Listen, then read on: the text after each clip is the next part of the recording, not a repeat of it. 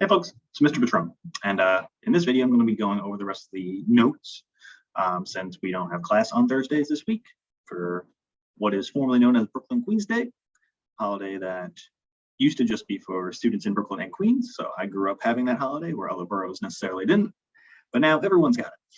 So, but given the weird schedule that we are working with, I want to just make sure that we stay on top of everything and catch up with the other classes. So I'm just going to roll through these notes with you. By this point, you should have completed the virtual lab activity. So if you haven't done so, I suggest doing that first. Obviously, you can watch this video, then do the lab afterwards.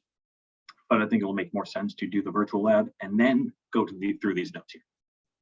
All right. So at this point, I'm just going to start going through the slides. I'm going to share my screen. And like I said, you guys should have worked through this virtual lab already.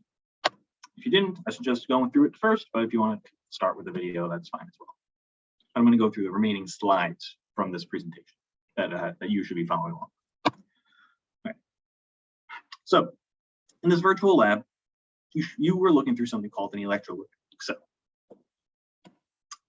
And an electrolytic cell is defined as an electrochemical cell, so chemical reaction that involves electricity, where a power source like a battery is actually required for this type of process to run because it reverses redox reactions. So the voltaic cell we saw last week produces energy, produces electricity. Here, electricity or electrical energy is producing chemical energy or the chemical reactions. Sorry, I am not using my new normal whiteboard since I'm not at home. This is actually Mr. Bird's office, so I actually type this might look better. So the chemical energy here are the redox reactions. So that oxidation and reduction process. Now, this reaction happens to be non-spontaneous. So what that means is that it requires an input of energy to actually work. The voltaic cells we saw last week are spontaneous, so they happen on their own. These do not. So this extra boost of energy fixes that. Now you may recall the voltaic cells via table J, we can say that the more active metal is the one oxidizing. In this case, it's actually the opposite. So according to table J, the lower metal on this particular type of cell is going to be oxidized, where the higher active one is more active, is going to be reduced. I know in the virtual lab, both electrodes were the same metal. Typically, we're going to be using two different metals here, so I just wanted to clear that up. And then oxidation still happens to be occurring at the anode. Reduction still occurs at the cathode. So that's something that stays all the time. Anode, oxidation, anox, reduction, cathode, red cat. So that will always hold true. Only difference here, and we didn't really touch much on this last week, but in the voltaic cell, the anode is negative, the cathode's positive. Here it is flipped. So the cathode is negative and the anode is positive. So that's something to keep in mind. So that was just the general rundown of the electrolytic cell. We're going to go through an example of what one looks like with these two different metals. I'm just going to clear and jump. Okay. So a common example of this is a cell with copper and zinc. This is known as the Daniel cell. Don't really remember why it's called Daniel cell, to be honest. Daniel, like someone's name, Daniel. And just a note here that this is consisting of one cell rather than two. So we have one beaker right here, and then the two metal electrodes are in it. So here we have copper and zinc. And then we also have on here this battery. So this little symbol, the plus, minus, and a couple lines there, you may see that if you go into physics next year, is a battery. So this battery, like we said, runs the process in the opposite direction. So it powers the less active metal to undergo oxidation. According to table J, copper is lower on that table, so it is less active than zinc. So copper is going to be the one that undergoes oxidation. So copper is the anode. So normally it would reduce, but here, because of the power, it boosts copper and tells it to lose these electrons. So like I said, copper is less active than zinc, but it is oxidized because of the boost of power from the battery. And then another thing to note is that the solution happens to be based on the metal from the anode. So copper is our anode. We have a copper nitrate solution. And then electrons are flowing from the anode to the cathode, much like in a voltaic cell. So through this wire, the electrons, go from here to here. So I just wanted to bring that up and then also go through kind of what we physically see when this happens. So in the simulation, you should have seen that the anode, once again, is losing its mass, and then the cathode is gaining mass. So that is going to happen here. And it works a little bit more differently when we have two different metals. So our anode, once again, is copper. So the copper metal electrode is going to lose mass because it is going into solution. So copper being oxidized, and I'm going to write the half reaction down here. We have Cu going to Cu plus 2 electrons. So this is our oxidation half reaction. And then we have our copper ions floating around in here. So we have Cu. Once again, sorry for the, this is definitely not as pretty as my usual board. Cu. There we go. Now, the reduction process happens at this cathode. And typically reduction half reactions, we start with a positive charge, especially with a metal, so zinc, like +1 or +2, gaining electrons to produce the zinc atom.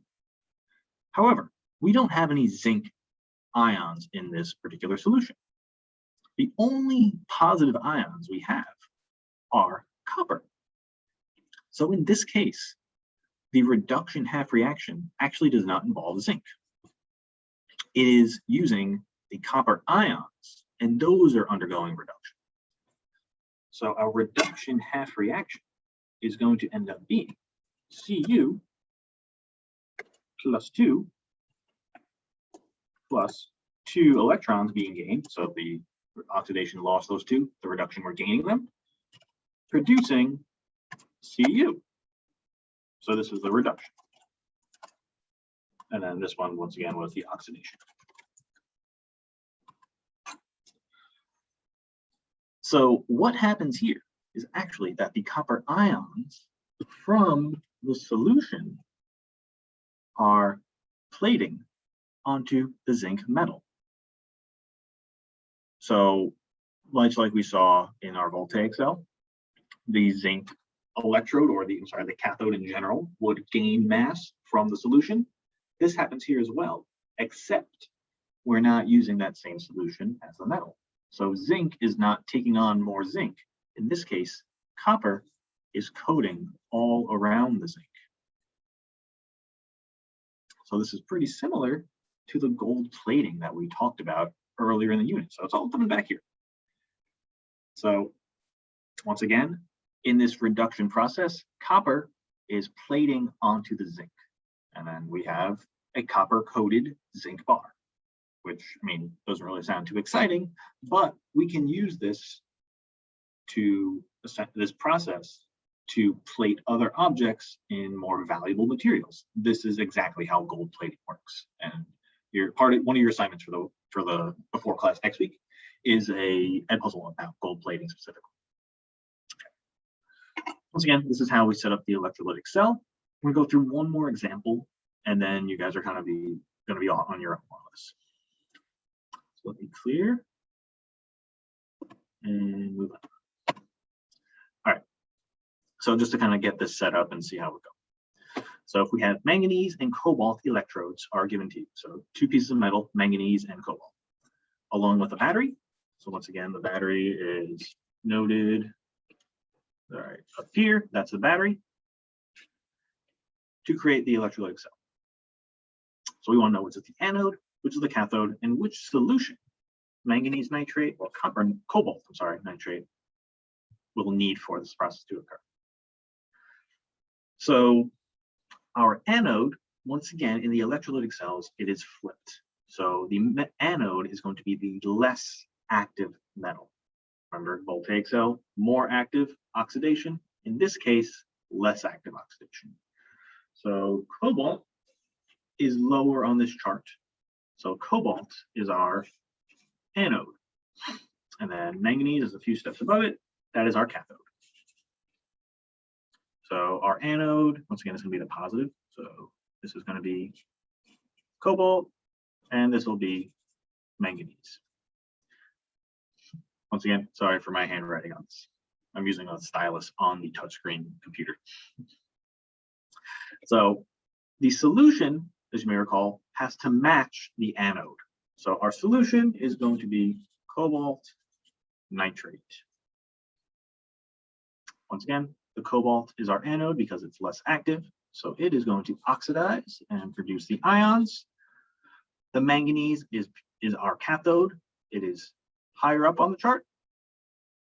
And then what is going to happen is that our cobalt ions will plate onto the manganese bar, giving us cobalt-coated manganese, which, to be fairly honest, is not very exciting. It is 2 silver metals. So not a big change physically, aesthetically, but chemically, still kind of cool.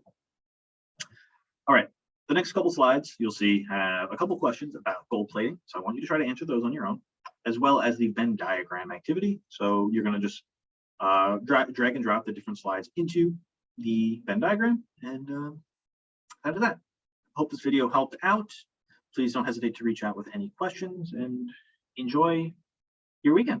See you next week.